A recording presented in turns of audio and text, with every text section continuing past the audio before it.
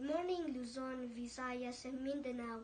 Today is Thursday, March 13, 2025, live here in Naga City, Bacol. I am Charles Prince Fernandez. I am your weather reporter.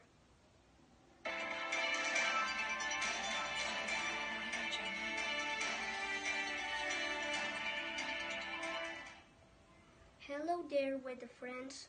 Today it's going to be a sunny day with lots of blue sky. The temperature will be warm around 23 to 27 degrees Celsius. So remember to wear your shorts and t-shirts. We might see a few fluffy clouds but no rain at all. It will be a perfect day to play outside. So grab your ball and get going.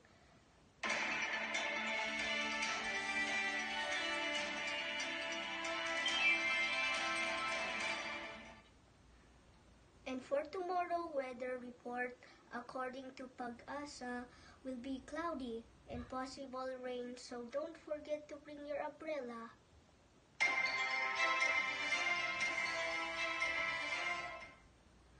Again, I am Charles Prince Fernandez.